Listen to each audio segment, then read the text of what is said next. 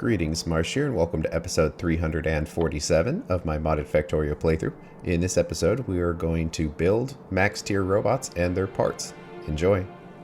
Well, for the antenna array, to make it gold, we add even more nickel to it, and gold items. Nitinol, silver, zinc, and electronic processing board for pads, and the doors are just nitinol. And then when we have that, we'll be able to upgrade our factory yet again with max tier parts. And related to that, it's interesting that you unlock the parts again for the personal roboport, but the requirements are similar, and that also unlocks the personal items you can put in your armor. Same thing for vehicles. And finally, robotics 4. Silicon nitride and some of those other components. It's nice that we just have everything now, so we can just build whatever we want. And we can make laser robots. Not that we really do combat robots for anything, but we might as well research it. But first, let's do green robots tier 4. They require the previous robot, the frame, and then the brains, which we probably can kind of cheat like we did last time just to get those done. And the tools, which is ceramic bearings. I don't know if we're actually making those. And silicon nitride and tungsten carbide. So a lot of stuff, but sure, we'll do that. And queue is full. Don't really need to make anything else right now. Just the repair packs, which are right here. So we can switch this over to repair pack 5. Switch this as well, so we have the correct signal. And that to repair pack 5.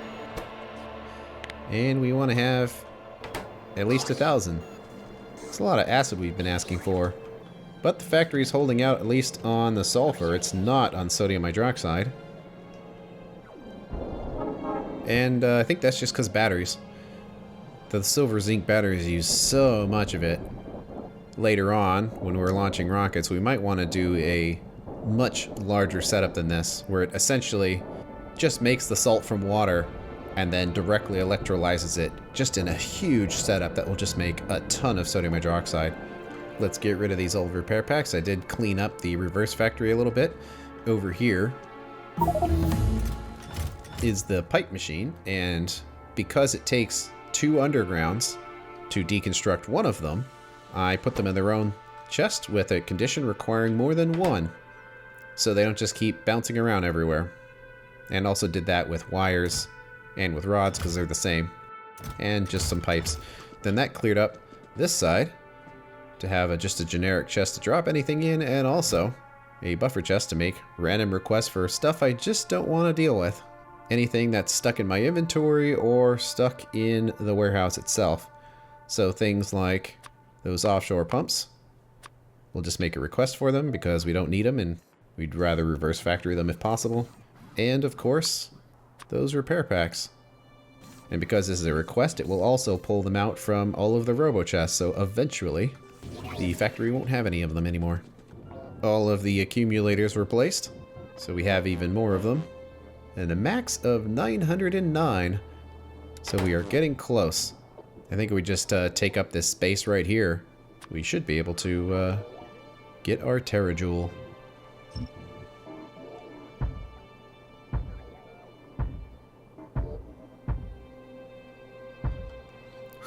Walking through here would be absolutely terrible if we did have to walk through there. But luckily we don't. Man, that is a lot of accumulators. When you look at the size of the factory, that's actually a significant portion of it. But we need it for efficient burning of plutonium. Oh yeah, but one other thing we can do is take a look at these modules for these miners. Hey, that one completely finished up. Actually, that's probably important to realize because that means we're probably about to run out of stereotype. And what kind of speed would we get out of this? Quite a lot. 311. So definitely we don't need to have so many speeds in there, because there are a lot of slots now. Well, 2 speeds can be canceled out by 4 efficiencies. So if we do that, it's just faster. And it only makes 2 pollution a second compared to 26. Now just this one by itself would do 134, so that's not happening, so that's perfectly fine. And then maybe 2 pollution. So that would make it so it makes almost no pollution with extra mining speed and normal energy consumption. So that seems good, as long as that is fast enough. So let's come in here, get rid of the old mine, put in the new one. That's quite the assortment.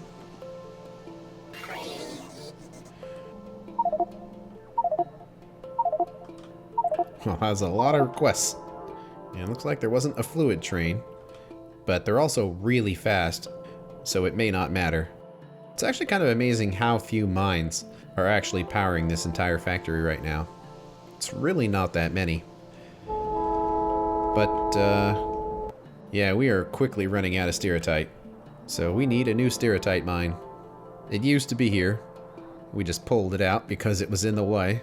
This one is nice, but it's also kind of in the way. Science bus, the stack of reactors. This one is way out of the way, almost too far out of the way where I don't want to go and get it. But this one's nice. It's small, but dense. And so that should be pretty good. Well, we probably don't need to be tracking the old mine anymore. Now we can do the new one. And I see we are running out of stone, but I think that is just the result of making plastic. Yep.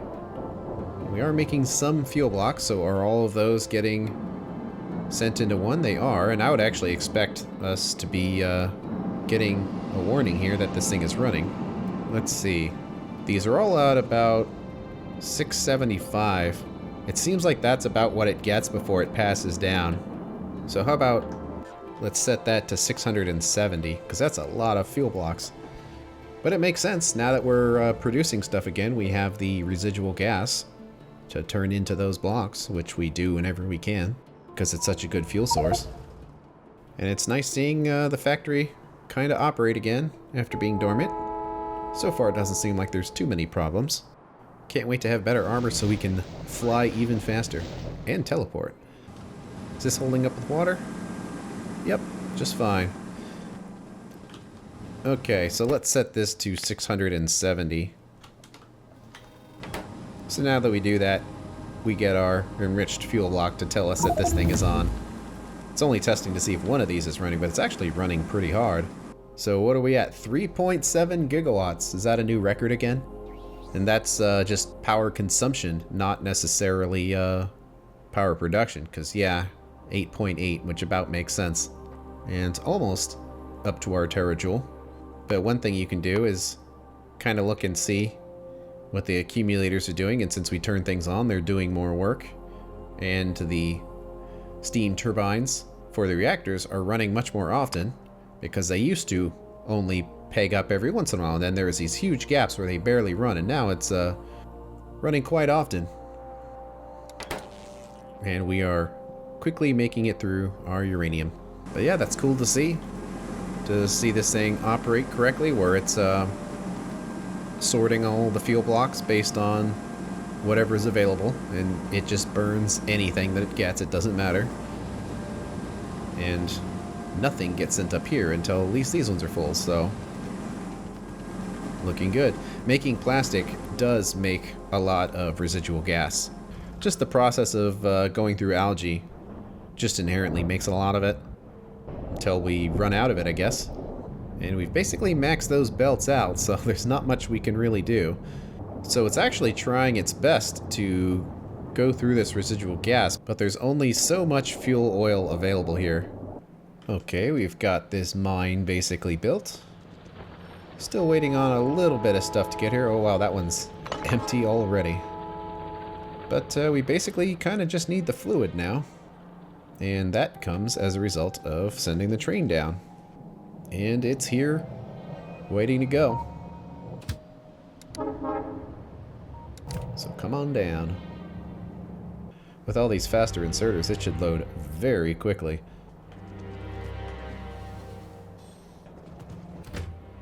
Oh yeah, for sure. Anyway, let's land all the sulfuric acid in there, at least as much as it can hold. And it's going through the pipes, and everything seems pretty good. This is a first tier mine that hasn't been scanned for any resources, so it's going to be very easy to mine, so it's kind of overkill right now. But that takes care of the stereotype, and the research is done on all our robot parts. So let's get on that. But based on how much plastic is destroying our stone, we might actually have to make plastic the old-fashioned way with crude oil. Because now that we're starting to do these bigger setups, we're finding ourselves kind of short on the stone a lot. But stone is really, it's just a byproduct, so as long as everything else operates correctly, we're fine. Like, stone is one thing, it's the slag that's bad. If we completely run out of both of these, then certain processes may not work anymore. But the ore bus is set up for that, so it can handle that. If it runs out of stone, it will still operate correctly, just do the less efficient methods of sorting.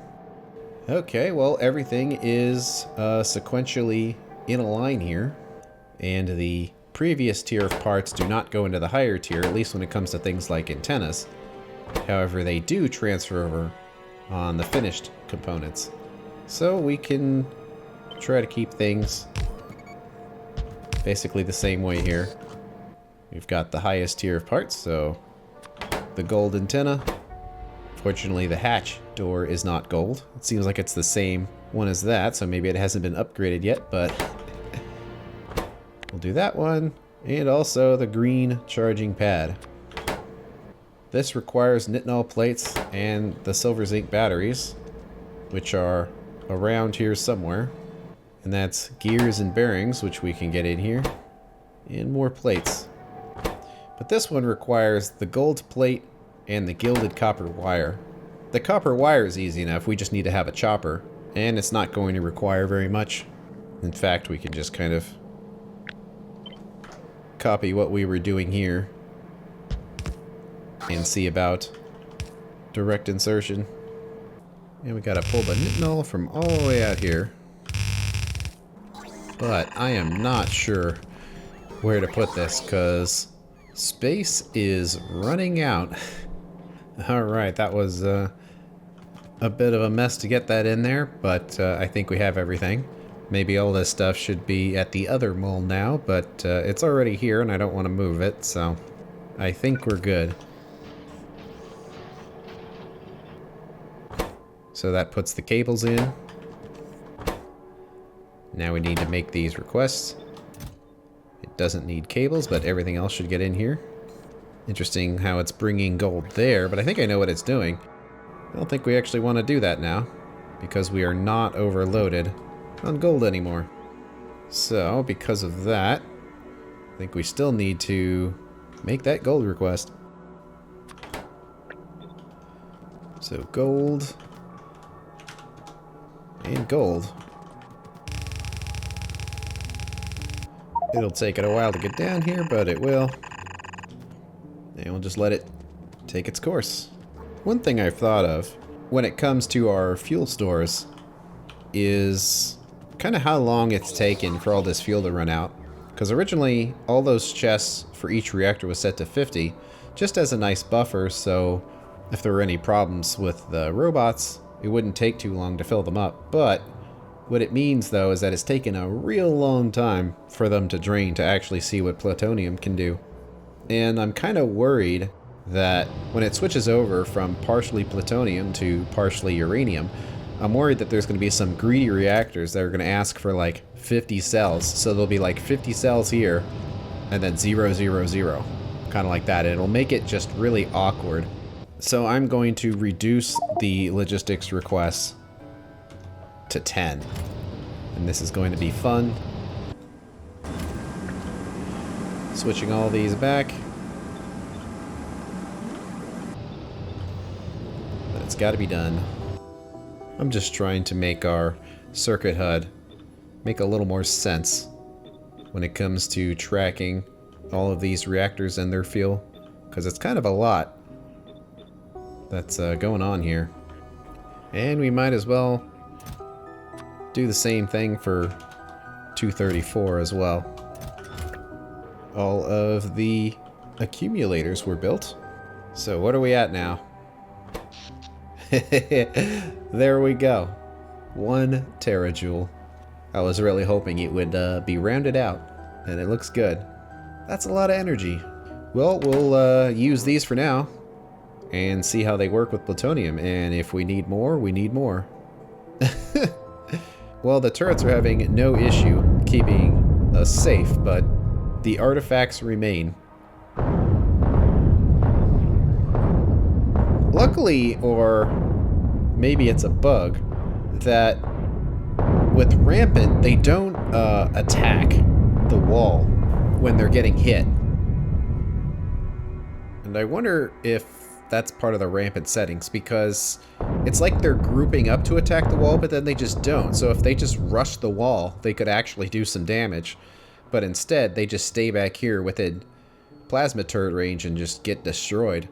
And they just kind of, I don't know, they're just not aggressively running in. Pollution? Well, it's back. It's back. Well, it's only 200 pollution where we're standing, so it looks bad, but it's actually only like a fifth of what it was before. But it's back. I'm kind of looking at these settings, and I don't really see anything that would say like how close they can get. Maybe I shouldn't be questioning it too hard and just be happy that the biters are being kept at bay, even though there's many thousands of orbs everywhere. We will collect many orbs and we will burn the extras. Okay, we got all of these. So now we need to do the direct insertion for last kind. I noticed there weren't any modules in here. But now we need the final tier of everything. This time, no giant detour, because we needed more resources. Okay. I think this one's just kind of waiting on a few resources, which it'll get eventually. There we go. Let's make the new request. I think we can just make a request for the new resources instead, because our factory is not going to have any of the old ones. So what are the differences? Well, it just charges faster. Charges the same amount of robots, but faster. The same applies for the robo chests, so they'll just park faster. And now the supply area is absolutely huge, 120 by 120, which will actually help at the end of the wall here to just push this out further and get more orbs, because a lot of these orbs are being destroyed beyond where we can actually pick them up, so. And that's a lot of biters. Oh, okay. Okay, they're getting closer. They're getting closer. Good luck, though.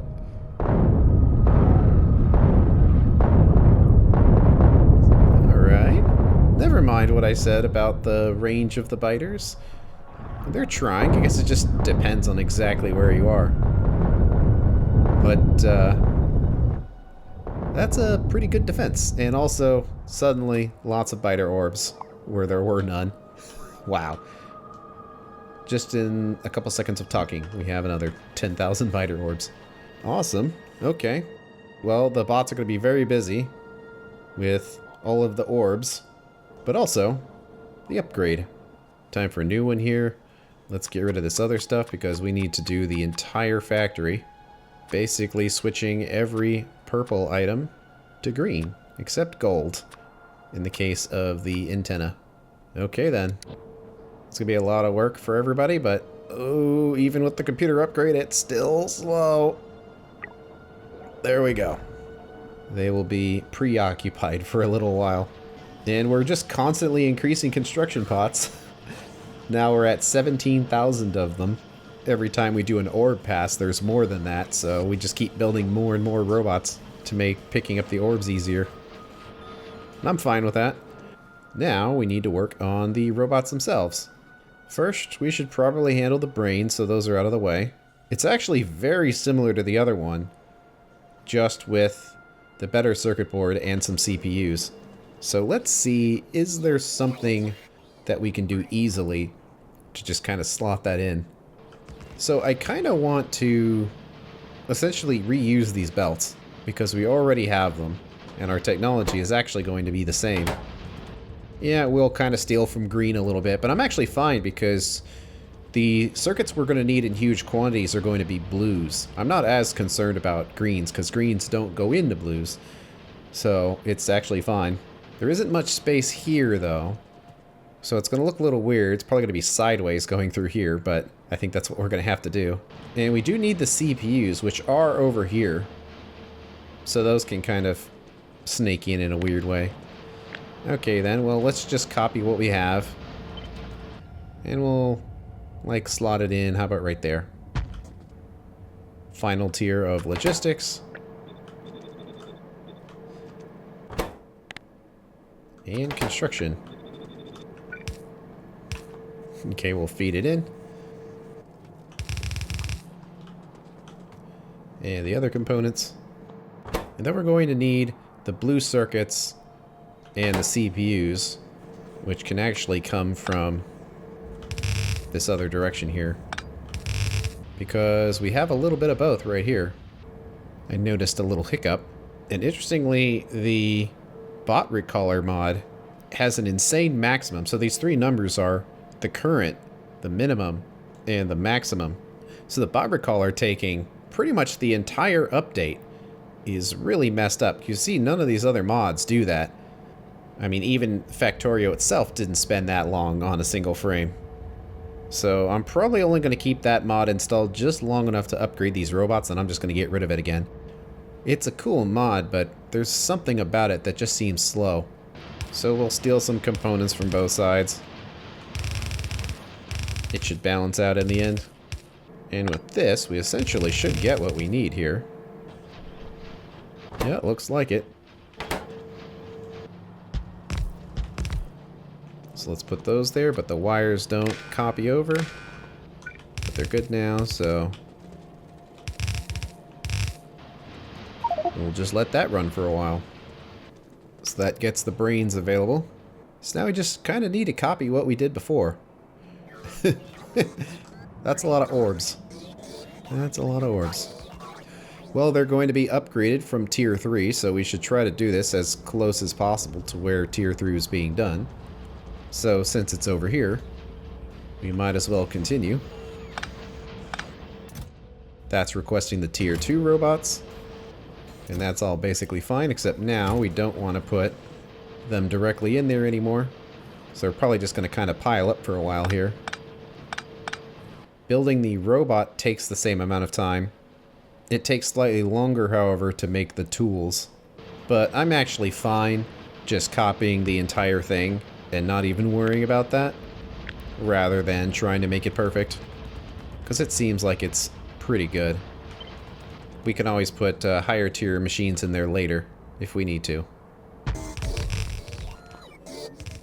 With the robots being so busy, it might take a little while to get this in here. But let's see here. We can just switch it all over. Construction 4. Logistics 4. Construction tools. Logistics tools. Then all of the frames. We do need to extend the road. And let's copy this while we're at it. And do everything in the same spots. Kind of surprised how much of that silicon nitride is actually being used for things.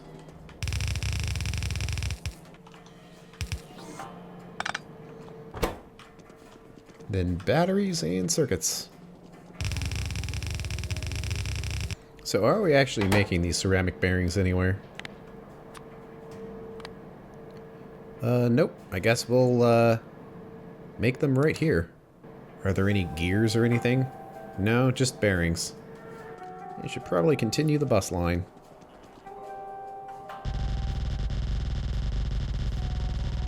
Well, we can pipe all these in. Make sure it turns on and they're distributed to where they need to go. They're very slow, but they're going. Let's do the ceramic bearings next door. I'm guessing they're just like everything else. Pretty much. Doesn't seem like it takes any more or less time. So we'll just copy this thing. No reason to change it if it works.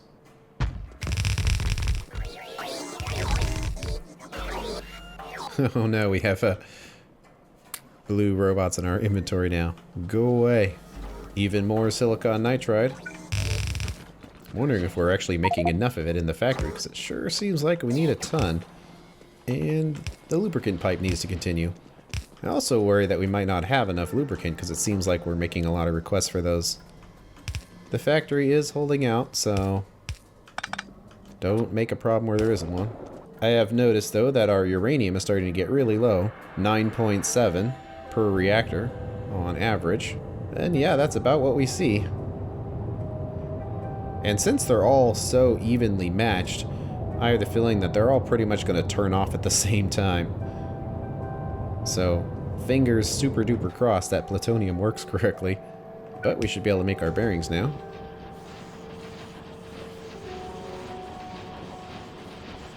Oh, but we have to send a second one over here.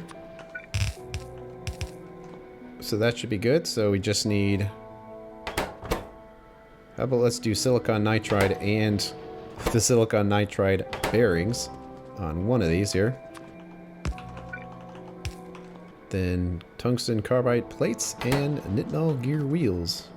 We are starting to get low on tungsten, 23k, but it's holding out, so we'll keep going.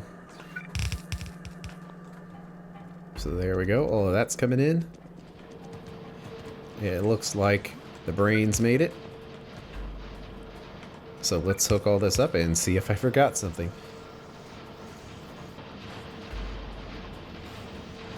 Well, they're going. But they're sending them out there, so I'm wondering if we should have a couple of these in a line like this, because we were previously running into an issue where we couldn't fit all the robots. So the ones on the bottom will request the construction bots and actually make it 2,400 of them. And the one on the top, 2,400 of logistics. The control for creating robots is not right here. It's all the way at the back here, based on whether we actually need robots or not. So we're just processing the existing robots in the network. This part adds more. So these numbers don't really mean anything. But now we are getting robots. There shouldn't be any in the junk warehouse. There aren't. Where their cargo capacity is 2 more. And they have even higher speeds. And probably have higher battery capacity as well. Wow, though. The logistics robot is the real big one. So a construction robot just gets an extra 2. But logistics robot goes from 6 plus 2 to 11 plus 2. So that's huge. But we're going to have to get rid of these 17k of bots. So we only have our 136 right now. So the way we do that is with these bot recaller chests from 5dim. So we'll just use them to handle all of these and then immediately stop using them again to get rid of the lag. But they would go right here. So this one is going to request probably only like 500 because we don't want to like nuke the network. And that one, 500 of those. Can't really see them because it's just picking them up instantly, but it is placing them in here. So once we've got all of our purple robots switched to green, then we can take that mod out. Let's switch this now to green. We just don't want to have any in our inventory. If we so happen to accidentally pick one up that's flying around. And kind of the same here. And we should start getting a few. But while that's happening, we can upgrade all of our stuff to tier 4. We'll get 2 more charge pads and a wider area. And since we hold 20 now, I guess I'll keep the setup of the power armor essentially the same. Because we're going to upgrade it before too long anyway. So you can upgrade that. 2 charging pads. So that's been upgraded. And now the annoying upgrading of the robot controls, because they require a bunch of circuit components, so that's always fun. We'll get those in there, they'll get charged up. So now we can hold 80 robots, and that's a lot closer to 100, so I'm fine with it taking up 2 slots in our inventory now. So we want exactly 80, and we're getting close to plutonium running. because now we have less 235 than we do 234. We are certainly creating pollution and consuming energy to do all these upgrades so suddenly. So what do the biters think? Well, they're dropping orbs. So time to clean more, and you can see the wider range in some of these areas from some of the ports that got upgraded. The upgrades are happening pretty fast though, as far as getting all these roboports and charge pads upgraded. There's a lot of very bright green now that wasn't here before. Well, let's fly out of the network, and then we can give these robots a test. Man, there's a lot of stuff out here. Not a lot of trees. Guess they've all been destroyed. I was hoping to find a forest. Uh-oh.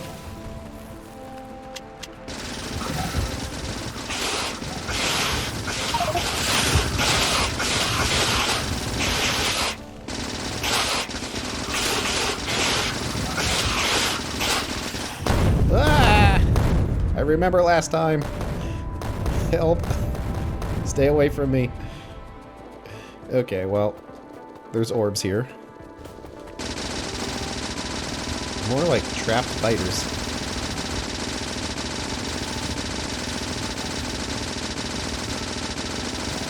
I can shoot as long as it'll take.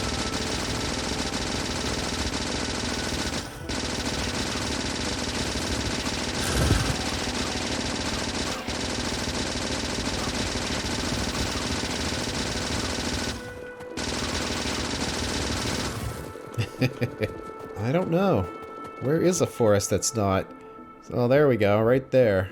That's not still in the network. Just out of curiosity. What does the pollution look like? Well, certainly it's kind of a lot.